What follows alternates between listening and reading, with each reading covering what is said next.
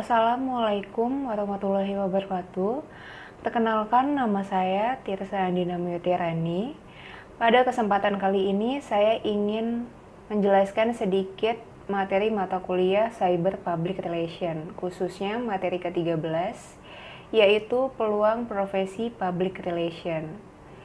Peluang profesi Public Relation ini dibagi menjadi 3, yaitu yang pertama ada perkembangan profesi Public Relation di era digital, yang kedua peranan profesi Public Relation pada keberhasilan suatu perusahaan, dan yang ketiga peluang dan kebutuhan profesi Public Relation.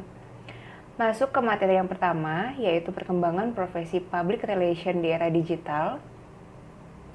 Menurut Catholic Center and Broom tahun 2009, Public Relation diartikan sebagai fungsi manajemen yang membangun dan mempertahankan hubungan yang bermanfaat antara perusahaan dengan publik yang mempengaruhi kegagalan dan kesuksesan perusahaan tersebut.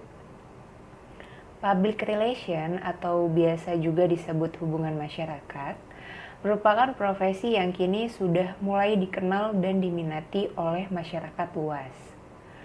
PR yang dulu dengan yang sekarang mungkin masih mengemban tugas yang sama, bekerja sebagai penyalur informasi, mengelola opini publik yang baik, dan juga menjadi penerjemah keinginan publik kepada perusahaan dan berlaku sebaliknya.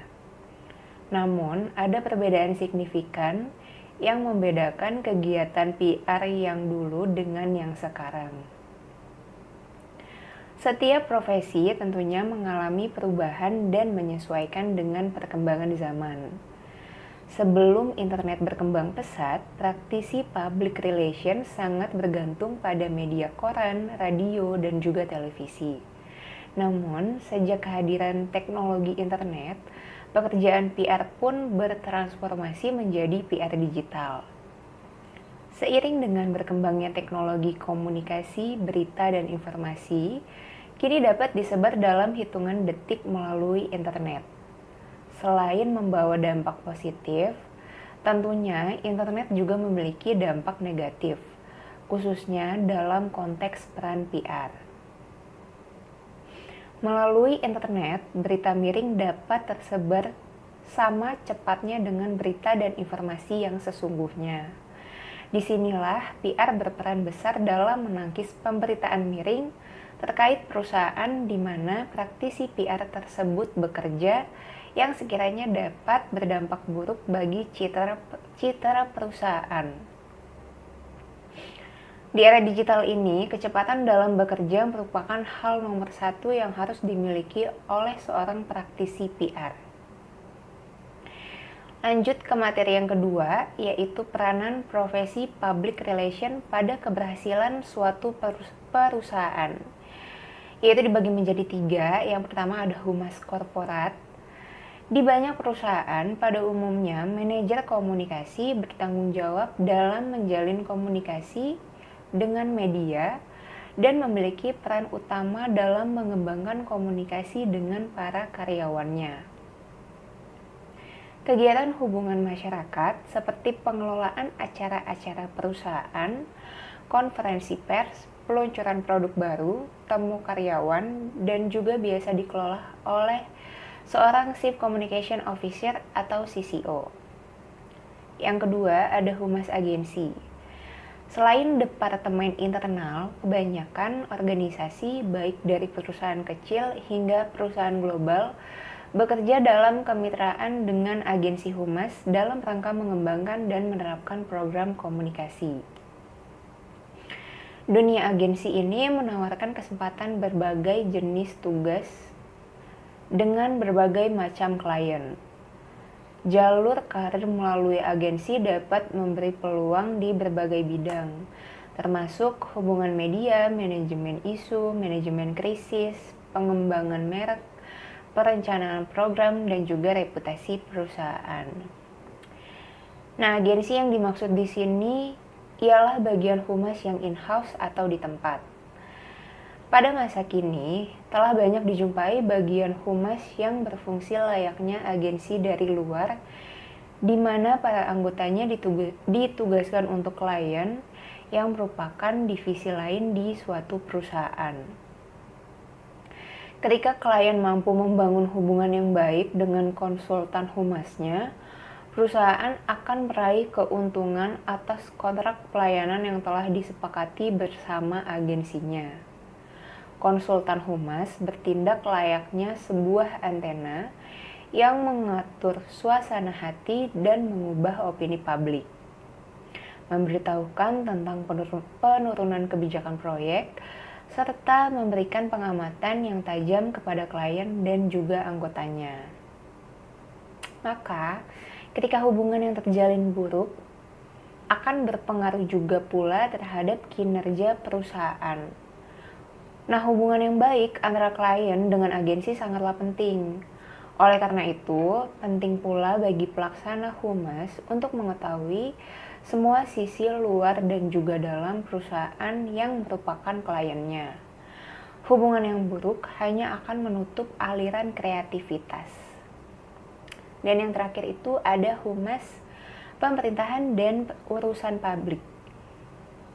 Humas yang menangani pemerintahan dan urusan publik ini adalah jenis hubungan masyarakat yang berhubungan dengan bagaimana sebuah organisasi berinteraksi dengan pemerintah, regulator pemerintah, badan legislatif, dan aparat pemerintahan. Dalam sebuah organisasi, khususnya di lingkup pemerintahan, humas memegang peranan yang sangat penting dan strategis. Peranan humas pemerintah adalah untuk memberikan sanggahan mengenai pemberitaan yang salah dan juga merugikan pemerintah dan mengkomunikasikan atau menginformasikan berbagai kebijakan pemerintah kepada masyarakat.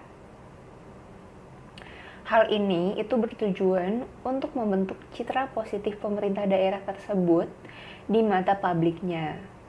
Pentingnya peran humas instansi dan lembaga pemerintah dalam masyarakat modern, yaitu dalam melakukan kegiatan-kegiatan dan operasinya di berbagai tempat dan juga berbagai bidang. Teknik yang digunakan dalam humas di pemerintah tidak ada bedanya dengan teknik yang digunakan humas di bidang lain, yaitu seperti penyampaian informasi dan juga komunikasi. Materi yang terakhir yaitu peluang dan kebutuhan profesi public relation. Di sini saya mengambil contoh perusahaan dengan bisnis B2C atau business to consumer. Cenderung lebih mengandalkan program hubungan masyarakat dan juga media sosial daripada aluran periklanan tradisional. Bisnis to consumer ini adalah model penjualan antara pelaku bisnis dengan konsumen. Jadi, tidak ada perantara antara perusahaan dengan pelanggannya. Perusahaan menyalurkan produk atau jasanya langsung kepada pelanggan. Contohnya tuh kayak berpergian menggunakan ojek online.